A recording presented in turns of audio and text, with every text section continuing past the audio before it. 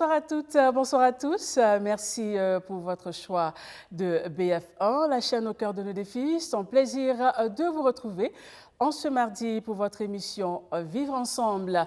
Comme vous le savez, Vivre ensemble est un instant d'échange, de partage de conseils pour un vivre ensemble meilleur. Comme chaque soir, je suis avec un invité. Notre invité de ce soir, c'est Monsieur Kaboré Jean Bosco. Il est conseiller conjugal, également médiateur familial.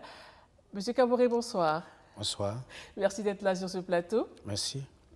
Ça fait plaisir de vous retrouver. Le plaisir est partagé. Mais voilà, chers téléspectateurs, le thème de ce soir pour vivre ensemble, c'est la sexualité dans le couple. Ensemble ce soir avec M. Kaboré, nous allons découvrir ce que c'est que la sexualité, comment vivre une sexualité épanouie. Nous allons également découvrir les différents points sur la sexualité. En tout cas, restez connectés confortablement chez vous devant votre petit écran. Et M. Kaboré va nous éclairer ce soir sur la sexualité. Alors, M. Kaboré, le thème de ce soir, c'est la sexualité. La sexualité. Dans le couple. Mais avant, vous allez nous expliquer c'est quoi la sexualité. D'accord, merci. Alors, quand on va à la référence de l'étymologie du mot sexualité, c'est un mot en latin qu'on appelle sécare, rompre, couper, déconnecter, défusionner. De prime abord, parler de sexualité d'abord n'a rien à voir avec le sexe. Sexualité veut dire qu'une énergie est en moi, une force est en moi, qui me pousse à rentrer en relation, à vivre une communication et une communion. Voilà, c'est la capacité de créer quelque chose. Je prends des exemples précis. Imaginez que vous prenez la route, et vous traversez une rivière. Et vous voyez quelqu'un qui est en train de se noyer. Vous connaissez nager, vous rentrez, vous sauvez la personne. Vous avez vécu votre sexualité. Au cours le vendredi, l'imam qui est devant en train de diriger la prière en communion avec Dieu, il est en train de vivre sa sexualité. Alors, le prêtre, au moment de la consécration, où il impose les mains, il est en train de vivre sa sexualité. Le pasteur est en train de vivre sa sexualité. La sexualité, c'est cette force qui nous pousse à rentrer en communion, à vivre une intimité. Mais de prime abord, ça n'a rien à voir avec le sexe. Donc voilà d'abord la définition étymologique du mot sexualité. Comme je dis, qui veut dire sécare, qui est un mot en latin. Maintenant, dans la sexualité, il y a une petite partie qu'on appelle génitalité, qui est destinée à la procréation et au bien des époux. Alors, qu'on a génitalité, qui est un mot maintenant en grec qu'on dit gène. C'est les gènes qui sont qu'on appelle ça chromosomes, qui donnent à l'enfant, qui amènent l'enfant la ressemblance de son père et de sa mère, qu'on appelle gène, qui veut dire génitalité, qui est destiné à la procréation et au bien des époux. Voilà, donc il faut faire la différence entre sexualité et génitalité. Mais quand on dit les sexuels, voilà, là c'est autre chose. Mais quand on dit le mot sexualité, c'est toute l'intégralité. Voilà. Ma manière de parler en tant que femme, j'exprime ma sexualité. Ma manière de parler en tant qu'homme, j'exprime ma sexualité.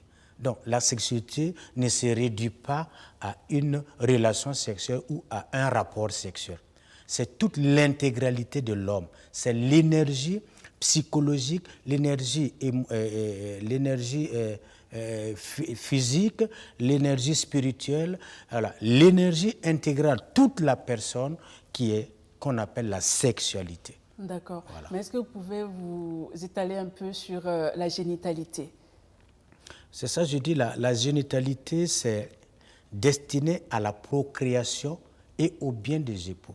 C'est ça qu'on peut appeler maintenant, quand un couple, on dit le couple vit une relation sexuelle ou une communion sexuelle où on fait rapport sexuel. Ouais, on réduit. Donc c'est une petite partie de la sexualité qu'on appelle maintenant relation sexuelle, rapport sexuel. Donc, toute la relation, on appelle ça la sexualité. Quand le jour de votre mariage, vous êtes en train d'exprimer votre sexualité.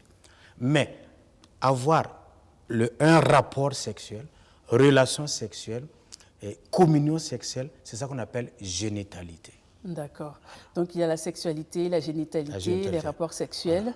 Alors, M. Kaboré, est-ce qu'il y a une différence entre rapport sexuel et vie sexuelle? Oui, on peut dire qu'il y a un rapport entre rapport sexuel et vie sexuelle. Alors, rapport sexuel veut dire je donne mon corps, mais je ne participe pas émotionnellement ni affectivement. Rapport sexuel, on fait rapport sexuel. Par exemple, les jeunes qui ne sont pas mariés, qui ne se sont pas engagés, qui se rencontrent comme ça, qui couchent ensemble, on appelle ça rapport sexuel. Mais pourtant, dans le mariage également, on parle communément de rapport sexuel. J'ai eu des rapports avec mon mari ou ma femme. Oui, rapport, oui, mais je tente d'expliquer le sens profond. D'accord. Même dans la vie du couple, il y a des couples qui font rapport sexuel, qui veut dire qu'il n'y a pas eu de communion. Il n'y a pas eu d'intimité profonde. C'est le corps que je donne. Par exemple, imposer ta femme de coucher avec toi sans consentement, c'est rapport sexuel. Elle donne son corps, mais elle ne vit pas. Hein? Donc, on ne peut pas dire qu'il y a eu vie sexuelle. On ne peut pas dire qu'il y a eu communion sexuelle. De prime abord, quand on se marie, c'est pour vivre une vie sexuelle. Maintenant, quand vous êtes en train d'avoir de l'intimité, on appelle ça maintenant communion sexuelle. D'accord. Voilà. Donc la communion sexuelle, c'est quand la femme veut, le monsieur veut, on se désire. On se désire. Alors, on a tenu compte de la psychologie, la psychologie sexuelle de la femme.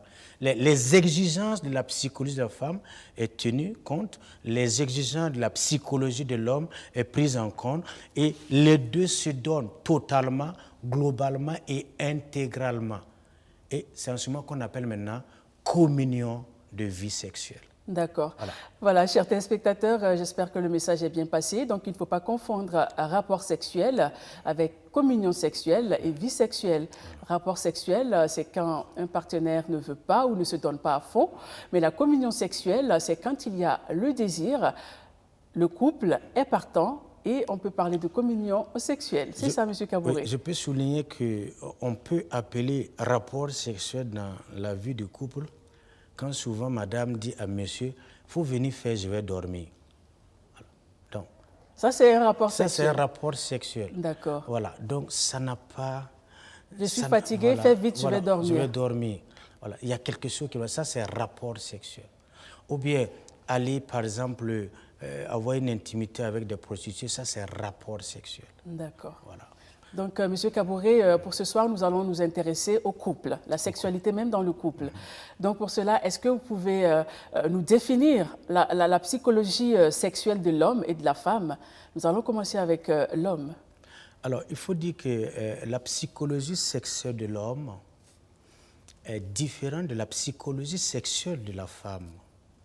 Il faut savoir que psychologiquement, l'homme fait l'amour pour chercher l'amour. Psychologiquement, l'homme, c'est le regard, le toucher, la pénétration et éjaculation.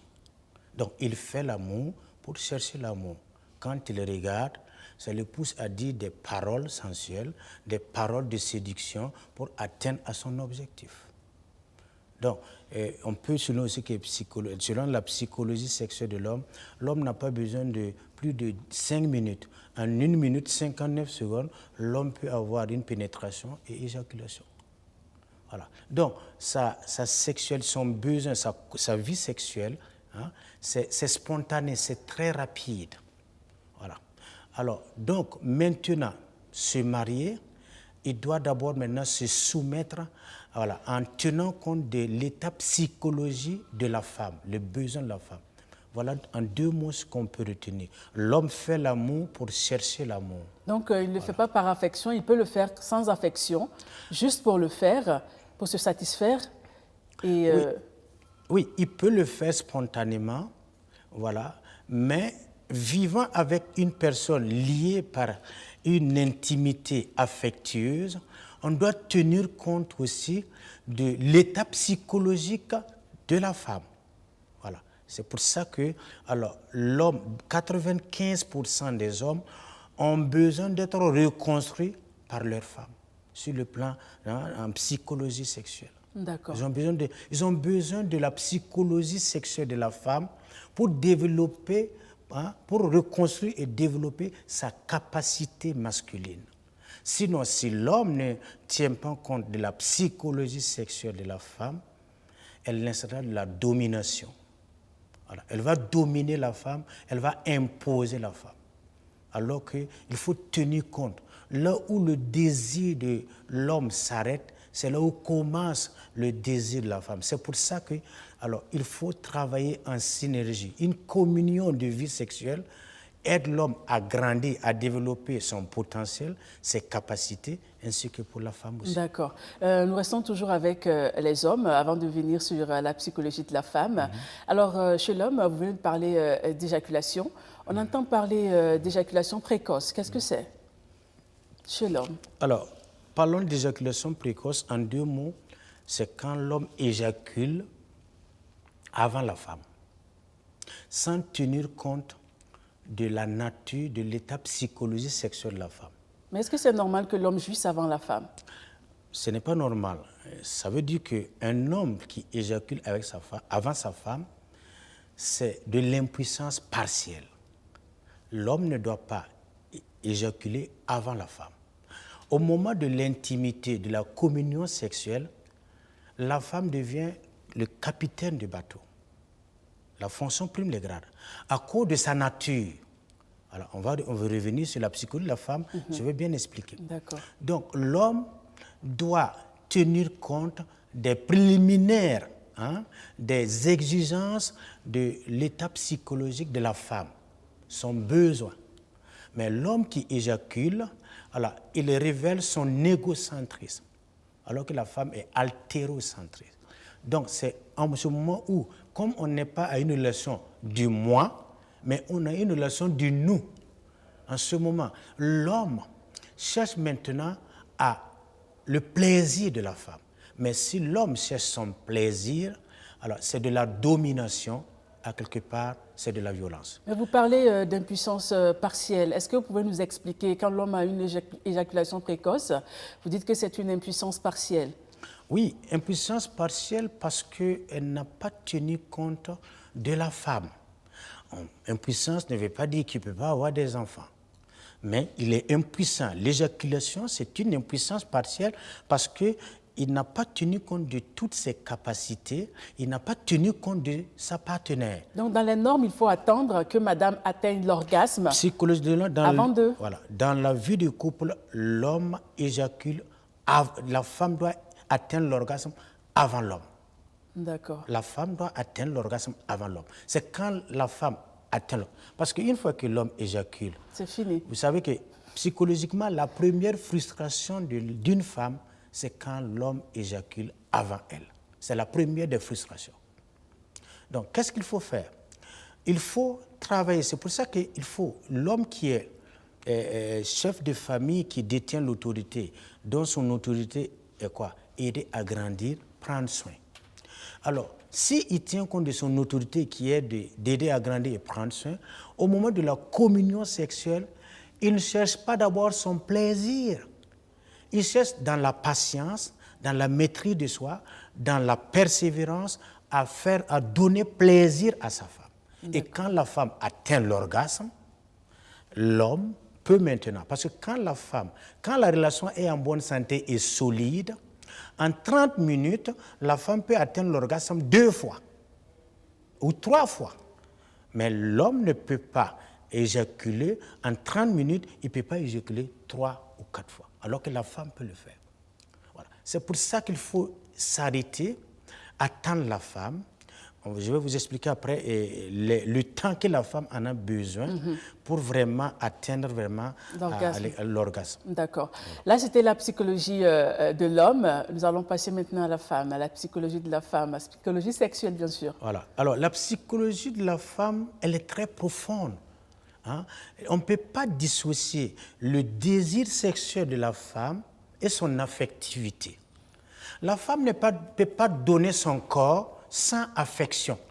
Hein? Je précise, pour une femme qui a développé sa féminité, hein, qui a atteint son plein développement, ne peut pas dissocier le plaisir, son plaisir sexuel et son affectivité. Tout est lié. Alors que chez l'homme, l'homme peut avoir de l'intimité sexuelle avec une femme qu'il n'aime pas.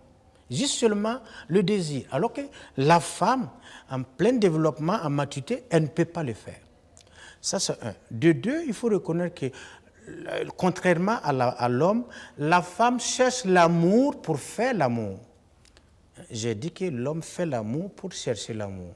Alors ici, la femme cherche l'amour pour faire l'amour. Ça veut dire quoi? Elle cherche d'abord la tendresse. Elle cherche d'abord l'assurance. Elle cherche d'abord se sentir comprise, valorisée, acceptée, aimée.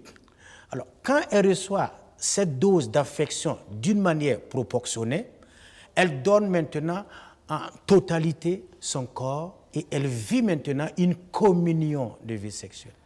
Alors, si elle ne se sent pas aimée, acceptée, valorisée, elle donne son corps, mais elle ne donne pas, elle ne participe pas émotionnellement et sur le plan affectif. Donc on voit que la femme a vraiment beaucoup d'étapes. Hein, la femme, c'est un mystère. C'est un mystère. Ouais, c'est pour ça qu'elle porte la vie. On ne peut pas avoir une intimité sexuelle avec une femme sans ne pas prendre conscience que c'est la porteuse de la vie. L'homme dépose des spermatozoïdes. L'homme ne peut pas imaginer ce qui se passe dans le ventre, dans le corps de la femme. Elle est un mystère. C'est pour ça qu'elle ne peut pas donner son corps. Si elle donne son corps, ça va jouer. Vous savez, le fait que beaucoup de femmes, une femme qui est attristée, qui est découragée ou désespérée, alors, si elle sait qu'elle est en période, elle ne doit pas avoir de l'intimité avec son mari. Ça peut jouer sur l'enfant. Le fait que psychologiquement, sur le plan émotionnel, elle n'est pas préparée, ça peut jouer sur l'enfant. C'est pour ça qu'il y a beaucoup d'enfants qui viennent au monde qui ont des problèmes. Parce que la femme a donné son corps, elle est tombée enceinte, il y a son état psychique, tristesse, angoisse, anxiété, ça va jouer sur l'enfant. D'accord. Voilà. Monsieur Kaboré, maintenant, merci pour cette différence-là de la psychologie sexuelle de l'homme et de la femme. Et nous allons rester avec la femme. Chez la femme, on entend parler de frigidité. Qu'est-ce que c'est? Alors, il faut faire la différence. Quand on dit frigidité, ça ne veut pas dire que la femme n'a pas de plaisir. Elle a du plaisir, mais elle est frigide, ça veut dire quoi? Elle ne désire pas son mari. Il y a l'absence du désir, mais elle éprouve le plaisir. Elle peut avoir du plaisir, elle a le plaisir, mais elle ne désire pas son homme.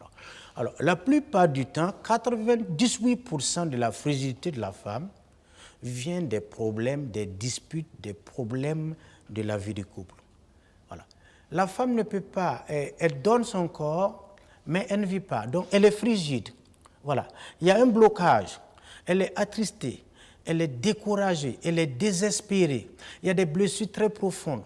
Ou bien elle monte sur le lit avec tout un problème, voilà, elle revient sur le lieu du crime, des événements passés, et elle ne participe pas. Donc, et chaque fois qu'elle voit son mari, elle est énervée, elle est en colère, elle ne peut pas se donner. Donc, elle est frigide. Frigide envers son mari. Mais ça ne veut pas dire qu'elle ne peut pas avoir du plaisir. Elle a le plaisir, mais elle ne désire pas son mari. C'est en ce moment qu'on parle de frigidité. D'accord. Voilà. D'accord. Alors, M. Kaboré, beaucoup de femmes disent ne pas atteindre l'orgasme. C'est ce qu'on entend sur les réseaux sociaux, les confessions avec les tantis, les mamans. Je n'arrive pas à atteindre l'orgasme, mon mari a une éjaculation précoce et tout. Alors, pour les hommes qui nous suivent ce soir et qui vivent cette situation d'éjaculation précoce, comment ils doivent se comporter avec les épouses? Ou bien ce sont les épouses qui doivent aider ces derniers-là pour que cette solution soit trouvée. Madame n'atteint pas l'orgasme, monsieur a une éjaculation précoce. Qui doit se battre pour qu'on trouve une solution dans ce couple? Alors, déjà, il y a un problème. Alors, il faut souligner et retenir quels sont les avantages de la communion de vie sexuelle. c'est pour rester proche l'un de l'autre. Quand il y a une communion de vie sexuelle, c'est pour rester proche l'un de l'autre. Quand une relation est en bonne santé et solide, le couple aura fréquemment de l'intimité sexuelle. Je me sens compris, je me sens accepté, je me sens aimé. Voilà. Quand un couple arrive à conserver, à devenir artiste, il y a des couples qui sont allergiques à la paix. Il y a des couples qui sont allergiques à l'ambiance, à l'harmonie. Ils sont habitués à rentrer en conflit.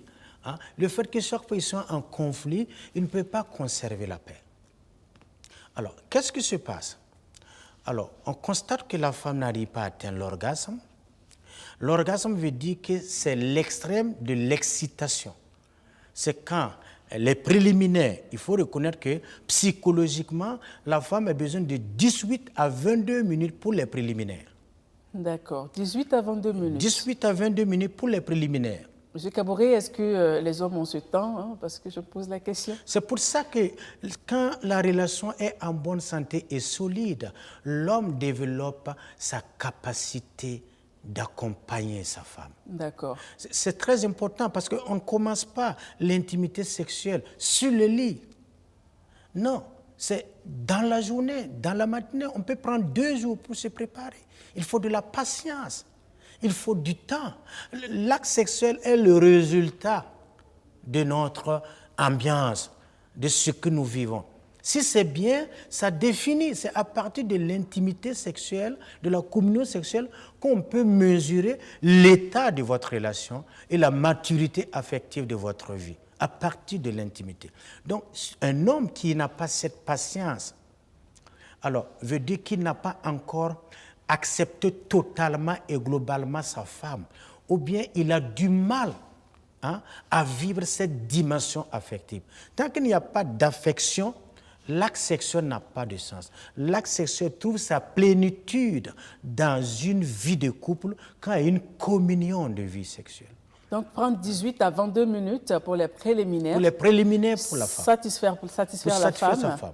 Voilà. Avant de parler de pénétration. Voilà. Avant de parler de pénétration. D'accord. Il y a même qu'il y a des femmes, psychologiquement, quand les préliminaires sont très profondes, elles peuvent atteindre l'orgasme sans une pénétration. D'accord. Et là, c'est une grâce que beaucoup de femmes présentent déjà. Et elle est là maintenant, elle a envie maintenant de faire plaisir à sa femme, à son mari. Donc, quand le mari prend soin de ta femme pendant 18 minutes, la patience ne tue pas, mais ça s'apprend. Voilà, j'ai rencontré beaucoup d'hommes qui ont l'éjaculation précoce. Et quand on regarde, j'avais proposé à une personne une thérapie. Alors, j'ai remarqué que c'est un monsieur qui est très, très impatient.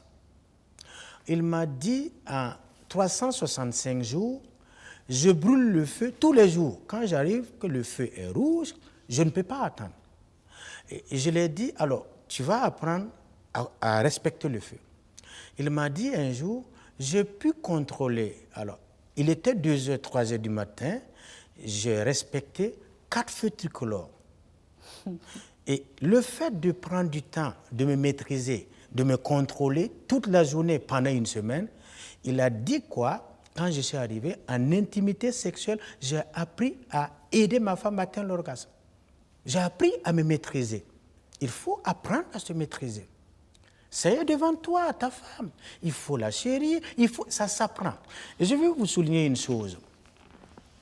Sur 100 hommes, il n'y a que 3 ou 4 qui savent vivre, comme dans les esprits, qui savent faire l'amour avec leur femme. Sur 100 hommes. Donc le reste, c'est des rapports sexuels. Ils font rapport, voilà. Sur 100 hommes, il y a 3 ou 4 qui ont appris. Et la plupart du temps, de ceux qui ont appris à bien faire l'amour avec leur femme, c'est des gens qui vivent une spiritualité très profonde, humaniste, qui aiment profondément leurs femmes, qui ont développé des capacités. Il y a des gens qui ont commencé, ils font rapport sexuel, ils n'ont pas de vie ni de communion sexuelle. Non seulement c'est eux qui vont se plaindre parce que non, j'étais épousé, tu ne peux pas me refuser. Tout ça, voilà, c'est compliqué. Mais un couple normal doit avoir combien de rapports dans la semaine, combien de vie sexuelle dans la semaine? Alors, si un couple où les deux travaillent, doit avoir de l'intimité sexuelle chaque 2 jours. Chaque 2 jours veut dire qu'il il y a de l'ambiance, il y a de l'harmonie. Alors, un couple qui a une intimité sexuelle une fois par semaine, ça veut dire qu'il y a un petit problème. Un petit d'abord. Un petit problème. D'accord. Voilà. Ou c'est la vie professionnelle a pris le dessus, on n'a pas le temps. Voilà. Alors que c'est l'intimité sexuelle qui harmonise la vie, qui donne de l'énergie. Donc, les couples doivent avoir fréquemment de l'intimité sexuelle. Ça aide même, ça nous éloigne même de l'adultère. Oui, quand on est fréquemment en intimité, voilà, je dis toujours aux femmes, il faut tout faire pour apprendre à décharger constamment la batterie de votre mari. C'est très important. Ça, c'est quand le mari a le temps. Oui, mais il faut l'aider à avoir le temps. Donc, un couple doit avoir, un couple de 1 à 12 ans ou à 15 ans de mariage doit avoir chaque 2 jours de l'intimité sexuelle. Chaque deux jours. Chaque 2 jours. D'accord. Alors, on peut dire aussi 3 fois par semaine, ou quand il y a des difficultés, 2 fois par semaine, mais pas une fois. Quand vous voyez un couple qui a fait 1 mois, 2 mois, même 6 mois, sans intimité, il y a un problème un peu profond. Un couple qui fait 4 mois sans intimité, il y a une crise.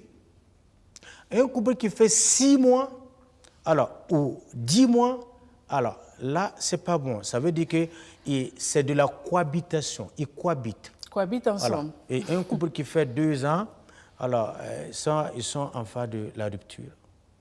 L'acte sexuel qui définit la qualité affective et amoureuse de votre vie. Donc, vous voulez dire que l'acte sexuel est très important dans le couple, ça maintient le couple. C'est elle qui est l'alpha et l'oméga. C'est elle qui rassemble. C'est quand il y a un problème. Vous savez, un couple qui a des problèmes, des difficultés, quand il décide vraiment, quand il y a une crise très profonde, le fait d'avoir une très bonne communion de vie sexuelle, il y a beaucoup de problèmes qui vont se détacher et qui vont disparaître. C'est une force. Mais il faut, je dis souvent, il faut aller se faire accompagner. Il faut trouver une personne qui va vous apprendre comment faire l'amour, vivre l'amour avec sa femme, avec son mari. Et c'est très important parce qu'il y a beaucoup qui se réfèrent à la pornographie. D'accord. Voilà, nous allons parler de ça après, mais Monsieur Kabouré, est-ce que le fait d'avoir des rapports sexuels tout le temps, ça ne sera pas une sorte de thérapie pour aider monsieur à quitter de l'éjaculation précoce? Le fait de faire l'amour au moins 3 fois dans la semaine, par exemple, si on fait une seule fois dans la semaine et que monsieur souffre déjà d'une éjaculation précoce, le fait de faire ça plusieurs fois dans la semaine, est-ce que ça ne va pas aider à changer un peu? Ça aide beaucoup. Ça fait partie de la thérapie. Mais il y a une technique, hein, voilà, il y a une technique voilà, qu'il faut, un accompagnement thérapeutique peut aider l'homme en espace d'1 mois ou 2 mois de sortir, d'apprendre à ne plus avoir une éjaculation précoce. Est-ce que vous avez une petite astuce pour nous? Pour un monsieur, par exemple, qui a une éjaculation précoce pendant l'acte, est-ce qu'il y a des choses que madame doit faire pour le contenir? Bon, je donnerai une petite astuce, comme vous le dites. D'accord. C'est une petite recette, mais sinon, il faut d'abord venir en consultation, à une écoute personnalisée, parce qu'il y a beaucoup de paramètres. Il y a ceux qui sont surexcités, le vindicatif, il y a l'émotif, voilà. Il y a tout ça. Il faut d'abord voir est-ce que mon mari est surexcité, il est émotif ou bien il est vindicatif. Voilà, il y a tout ça qu'il faut voir.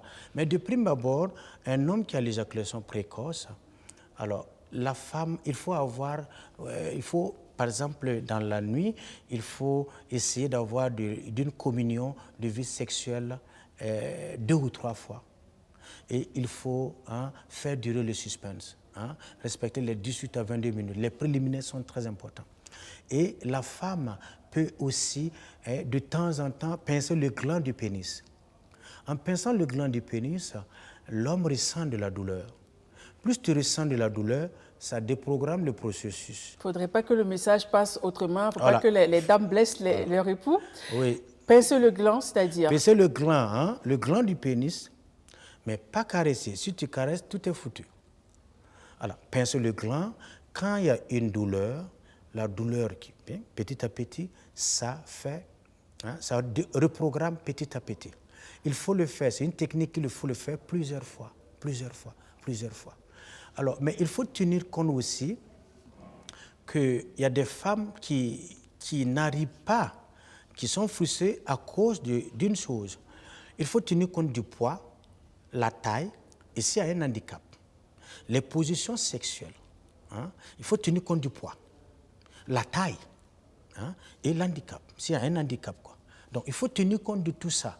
Donc ça demande qu'il faut aller se faire former. C'est très important. D'accord, le message est passé, M. Kabouré. Alors, quand on parle de sexualité, on pense également aux films érotiques, entre parenthèses, les films porno. Alors, est-ce que les films porno apportent un plus, peuvent apporter un plus dans la sexualité du couple? Alors, je vais vous faire un petit partage. Quand je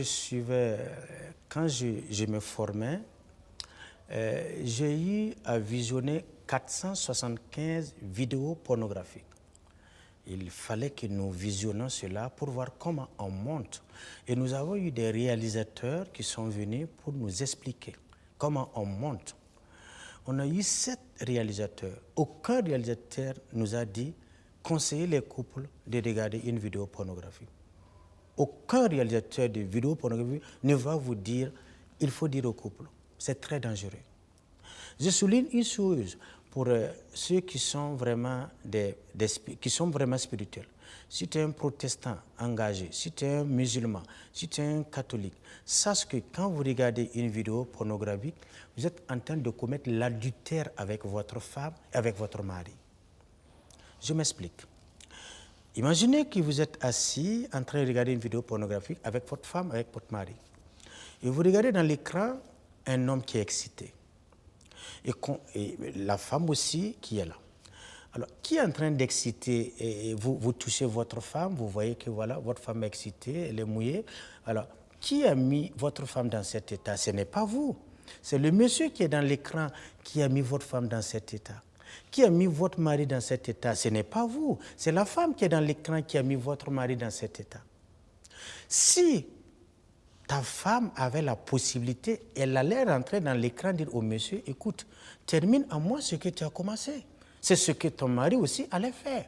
Mais comme vous ne pouvez pas rentrer les dits de terminer ce que vous avez commencé en vous, vous terminez entre vous en commettant quoi? L'adultère ensemble. Ça veut dire qu'après avoir regardé le film porno ensemble, quand vous passez à l'acte sexuel, ça veut dire que chacun a l'image du monsieur qui était dans le film et de la dame qui était dans le film. Qui est installé dans ton être, dans ta dimension psychique, c'est installé. Et c'est ça qui prend maintenant pour reproduire maintenant, pour atteindre à l'acte sexuel, et du moins à l'éjaculation et puis atteindre l'orgasme. Et ça, c'est de l'adultère. C'est l'adultère.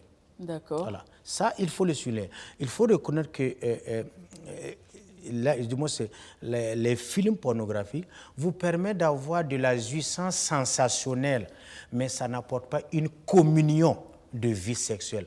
Ça ne fait pas grandir l'affectivité. Il faut s'aimer totalement avant d'avoir une communion de vie sexuelle. D'accord. Voilà. Alors, M. Kabouré, j'aime le dire que, bon, quand on parle de sexualité, l'infidélité n'est pas loin. Pourquoi je dis cela? Parce que, par exemple, une femme qui a un mari qui souffre d'éjaculation précoce, elle n'est pas satisfaite, un temps elle en a marre et elle va voir ailleurs. Ou une dame qui est frigide au lit, elle ne se donne pas à fond, monsieur va voir ailleurs. Alors, est-ce que tromper en ce moment-là, on peut parler d'infidélité? Alors, là aussi, il faut faire la part des choses. Il faut faire la différence entre infidélité, adultère et relation extra-conjugale. D'accord. Être infidèle ne veut pas dire que je trompe ma femme. L'infidélité, c'est comme l'arbre. Mais dans l'arbre, il y a 2 branches. Une branche qu'on appelle adultère, une autre branche qu'on appelle relation extra-conjugale. Je prends un exemple. Je suis infidèle quand je promets ma femme et mes enfants que je vais rentrer à 20h et je rentre à 22h. J'ai été infidèle. Je suis infidèle quand je promets à mes enfants des cadeaux et que je n'honore pas ma parole, j'ai été infidèle. Être infidèle ne veut pas dire qu'on trompe sa femme. Ça veut dire qu'on n'a pas tenu à sa promesse, à sa parole, en général. Mais quand on dit un homme qui trompe sa femme, on peut dire qu'il est en train de commettre un acte d'adultère. Voilà, il trompe sa femme, il trompe son mari, dû à des situations, je ne suis pas satisfait à la maison, je ne me sens pas compris, je ne me sens pas aimé, je cherche une personne dehors, je glisse une fois, 2 fois en passant, je ne m'attache pas, je veux juste seulement du plaisir. Ça, c'est un acte d'adultère. Donc, on commet l'adultère parce qu'on ne pétrit pas la jouissance. On est à la recherche de la jouissance, du plaisir. Voilà, ça, c'est commettre l'adultère.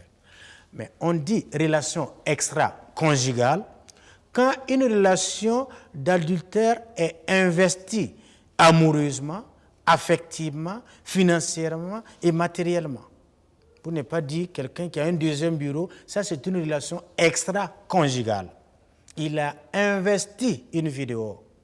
Voilà. Mais quelqu'un qui glisse une fois, 2 fois, voilà, de gauche à droite, voilà, il a choisi son mari, il a choisi sa femme. Il ne veut pas s'attacher à celui ou à celle qui est dehors.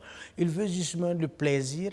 Alors, 2 fois, c'est l'adultère. Il a commis l'adultère. Mais il faut se dire qu'un homme ou une femme qui est à la recherche de plaisir sexuel, qui court, surtout un homme qui court derrière beaucoup de femmes, ce n'est pas le sexe qu'il cherche, mais dans le sexe, il est à la recherche de l'affection. L'affection qu'il se dit que ma femme ne peut pas me donner l'affection que je cherche. Le poids de mon histoire, les blessures vécues, le fait que j'ai vécu des carences affectives, je fais un transfert, ce qu'on appelle mécanisme de défense. J'investis dans des relations d'adultère à la recherche de combler le vide. Et on n'arrive pas à combler ce vide. Et on devient quoi?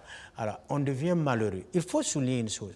Un homme qui trompe sa femme, qui vit une relation d'adultère ou une relation extra-conjugale, ou une femme qui le fait, on ne peut jamais être heureux dehors. On peut avoir du plaisir, de la jouissance, mais on n'aura jamais la joie. Parce que quand tu es à gauche, tu es obligé de dire à l'autre que tu es à droite. Donc tu dois mentir pour cacher le mensonge. Tu dois mentir pour démontrer que c'est vrai, alors que ce n'est pas vrai. C'est du mensonge. Et le mensonge est devenu ta réalité et ta vérité. Et tu vis quoi? Tu n'es pas heureux, tu n'es pas heureuse, tu es en train de mentir. Donc, l'adultère n'apporte rien dans la vie du couple. Ce n'est pas la solution. Mais il y a des gens qui sont dans une situation où ils font recours à ça pour combler un vide. Voilà. D'accord. Alors, M. Kabouré, maintenant, nous allons parler du devoir conjugal. Alors, décidément, ce soir, vous allez me bombarder avec terre. Alors, le devoir conjugal. Une femme qui refuse son homme la nuit. Je suis fatiguée, je n'ai pas envie. Ce soir, je n'ai pas envie. Alors, monsieur se met en colère. Tu dois le faire, c'est ton devoir. Est-ce qu'il y a devoir conjugal dans le mariage? Alors, de prime abord, le mot devoir n'existe pas de prime abord. C'est la maturité affective qui donne naissance au devoir. C'est quand il y a, en amoureux, on dit « zemestabla estopé », il y a « wumtaba ». Tant qu'il n'y a pas de compréhension, il n'y a pas d'acceptation mutuelle, il faut vérifier, voir si ta femme se sent aimée de toi. Toi, tu as un besoin et tu ne vérifies pas, voir si ta femme est prédisposée pour répondre à ton besoin et tu imposes ta femme, même juridiquement, alors je pense qu'on peut appeler ça de violence. Et il y a le viol conjugal. Imposer une femme que c'est un devoir conjugal, elle ne doit pas refuser à son mari, ça n'existe pas. La femme n'a pas été créée pour donner à l'homme. La femme a été créée pour compléter, pour que les deux puissent vivre une communion. Il y a pas le devoir conjugal veut dire d'abord qu'il y a compréhension, il y a acceptation, il y a don mutuel de soi. Tant qu'on ne s'entend pas, tant qu'il n'y a pas une communion de vie, le mot devoir conjugal n'existe pas. C'est quand on se met d'accord qu'il y a devoir conjugal. Devoir conjugal veut dire que quoi? Comme on est en conflit, le devoir conjugal exige qu'on fait une pause avant de revenir pour une communion de vie. Tu n'es pas d'accord, je suis d'accord, ça ne va pas. Il faut se mettre d'accord. Comme disait quelqu'un, quand 2 ou 3 personnes se mettent d'accord, ils peuvent maintenant vivre une communion de vie, ils peuvent s'approcher de Dieu. Donc, quand la femme n'est pas là pour répondre au plaisir charnel de son mari. Mais vous parlez de viol, mais il y a des hommes qui disent que quand on est marié, il n'y a pas de viol dans le mariage. Quand j'ai envie de toi, j'ai besoin de toi, tu dois être là pour moi. Donc, il n'y a pas de viol dans le mariage, M. Kaboré. Et même que quand il y a un conflit dans le couple et que cela est dû à l'acte sexuel parce que la femme refuse, quand il y a réunion, par exemple, avec les témoins de mariage ou la famille, on dit toujours à la femme, ben, écoute, c'est ton devoir, tu dois te donner à ton mari, c'est ton devoir, c'est normal. Donc, Alors, ce mot devoir est né de la domination, de l'égocentrisme de l'homme sur la femme. Ce mot devoir est né de la domination de l'homme. Vous savez, le monde, la personne qui est supérieure aujourd'hui, que nous devons reconnaître, la femme est 17 fois ou 25 fois plus supérieure que l'homme. Mais l'homme, comme on dit, c'est l'homme dans son égocentrique a pris le dessus. C'est la domination de l'homme sur la femme. Je ne suis pas d'accord souvent parce que souvent on pense que l'homme ne peut pas se maîtriser, l'homme ne peut pas se contrôler. L'homme peut se contrôler, l'homme peut se maîtriser. Il faut reconnaître, même juridiquement, il y a ce qu'on appelle le viol conjugal. Donc vous dites aux hommes ce soir que quand la femme dit non, on ne doit pas insister. Parce que quand on insiste et qu'on force, ça devient un viol conjugal. Bon, je ne vais pas dire ça. D'accord. Je suis un homme. Je ne vais pas dire ça. Si la femme dit non, je vais négocier. Mais négocier, ça revient à la même chose puisqu'elle ne veut pas. Je change mon ton, mon regard, le toucher, je négocie, et je persiste, j'implore. Alors, si elle insiste, je cesse de comprendre qu'est-ce qui ne va pas. Je l'écoute. Et il faut dire à la femme de s'exprimer. Il y a des femmes qui utilisent la dimension sexuelle pour se venger. Mais M. Kaboré, ce que vous venez de dire, vous insistez, vous demandez, vous négociez. Voilà. Est-ce que ce n'est pas parce que vous êtes psychothérapeute que vous avez cette pensée? Il y a des hommes qui n'ont pas cette patience. Écoutez, ça risque de virer même à la violence. N'oubliez pas que vous avez affaire à un homme. D'accord. Voilà, je resterai toujours homme, même si je suis psychothérapeute. Je suis un homme. Voilà. L'homme a ses faiblesses. Mais qu'est-ce qui se passe? C'est vrai que quand madame n'est pas prédisposée, on ne peut pas imposer. Mais je demande aux femmes aussi de faire des efforts. Mais il ne faut pas imposer à vouloir faire la bagarre, de frapper, disputer, parce qu'elle refuse de coucher avec moi. C'est de l'immaturité, de l'ignorance et de l'inconscience. Voilà. Qu'est-ce qu'il faut faire? Il faut chercher d'abord à comprendre qu'est-ce qui arrive, pourquoi elle ne veut plus se donner à moi. Parce que derrière l'action de l'autre qui nous blesse, derrière l'action de ma femme qui me blesse, c'est parce qu'elle a eu un cœur blessé. Et la femme ne peut pas, c'est comme je dis au début, on ne peut pas dissocier le plaisir sexuel de la femme et son affectivité. L'homme doit comprendre ça, que pour que la femme vive une communion de vie sexuelle, il faut une réconciliation, il faut la réparation, il faut revenir, il faut séduire de nouveau ta femme. Parce qu'on ne peut pas bouder madame une semaine et revenir comme ça pour l'acte sexuel comme si de rien n'était. Non, là, on a c'est pas sûr qu'elle va se donner à fond. Là, on a sauté les étapes. D'accord. Il faut revenir sur le lieu du crime. Voilà, comme disait la folle, voilà, un monsieur qui a vu une folle qui est couchée la nuit, voilà, qui a écarté les jambes, voilà, lui, il a tenté de bondir. La folle a ouvert un œil qui a dit « Amoré, Tony Yesambi, est-ce qu'on s'est entendu? Est-ce qu'on a dialogué ?» Même la folle connaît qu'il faut dialoguer. Qu'est-ce qu'il faut faire donc? C'est comme je dis, la femme cherche l'amour pour faire l'amour. Nous, les hommes, nous devrons apprendre ça et accepter ça. Quand ça ne va pas, il y a eu une crise, ça touche profondément l'être intérieur de la femme. Mais ça, c'est une chose. L'homme, c'est le contraire. L'homme dispute avec sa femme, il se dit, pour qu'il y ait réparation, pour qu'il y ait réconciliation, si on fait l'amour, ça va passer. L'homme raisonne comme ça. Mais la femme ne raisonne pas comme ça. Monsieur Kabouré, nous sommes à 7 minutes, donc nous allons aller très rapidement. Alors, est-ce que la ménopause signe la fin de la sexualité? Parce qu'on remarque qu'à un certain âge, il y a baisse de désir sexuel.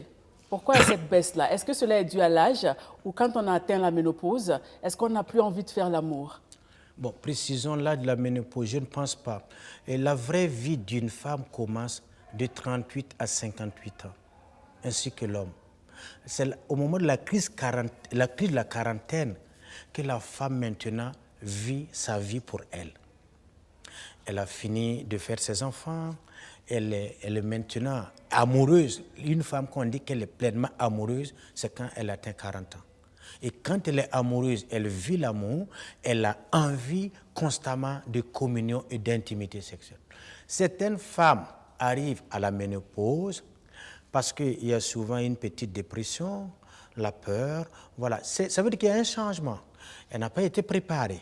Il y a d'autres, à la quarantaine, voilà, ça me renvoie les blessures vécues, les frustrations avec mon mari, ça coupe mon appétit. Ça, on ne peut pas généraliser.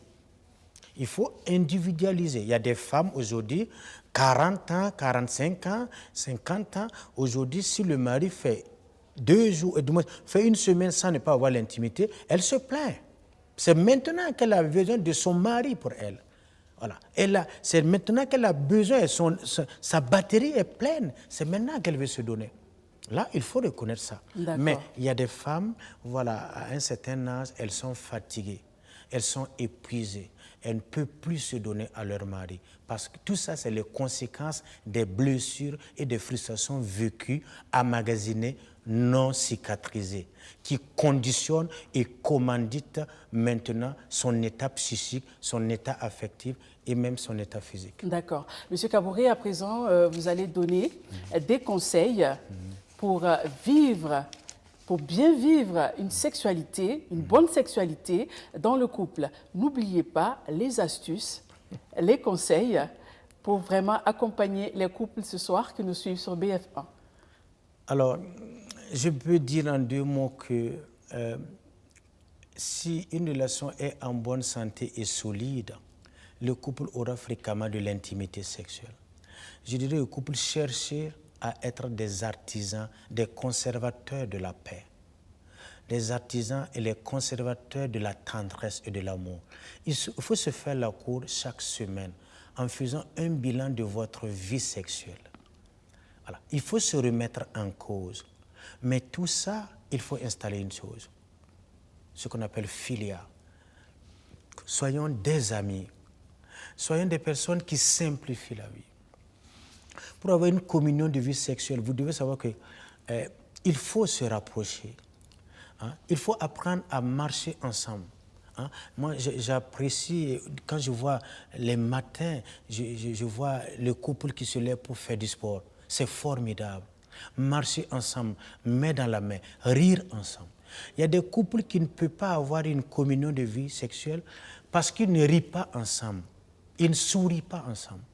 Un couple qui sourit développe plus de 65 muscles qui travaillent quand il y a la joie. Beaucoup, l'amour s'est éteint par l'absence du sourire et de la joie. On ne s'entend pas, on ne se comprend pas. Moi, j'invite les couples qui ont des problèmes d'intimité sexuelle, de communion, de s'asseoir, faire un bilan. La femme peut dire, est-ce que je n'exagère pas? Est-ce que je n'en fais pas de trop? Je gagne quoi? Parce que quand on atteint 45 ans ou 50 ans et on est toujours dans l'anxiété, dans l'amertume, à partir de 53 ans, un homme qui vit dans l'anxiété est prédisposé pour contracter la prostate. Les conséquences de la prostate viennent de l'anxiété. Des femmes qui n'ont pas de l'intimité sexuelle harmonieuse sont prédisposées aussi pour installer beaucoup de maladies, même des maladies psychosomatiques. Merci beaucoup, M. Kabouré. Merci pour tout. Et puis, le message, en tout cas, est bien passé sur la sexualité dans le couple. Chers téléspectateurs, on va s'arrêter là ce soir pour vivre ensemble et on va se donner rendez-vous mardi prochain, Inch'Allah, pour un autre numéro. Alors, comme M. Kabouré l'a si bien dit, Cher monsieur, n'oubliez pas les préliminaires. Pour satisfaire la femme, afin qu'elle atteigne l'orgasme, il faut 18 à 20 minutes de plaisir pour les préliminaires. Voici le numéro de monsieur Kaboré en cas de besoin, le 70 11 20 70. 70 11 20 70. Prenez soin de vous. Au revoir et à mardi prochain.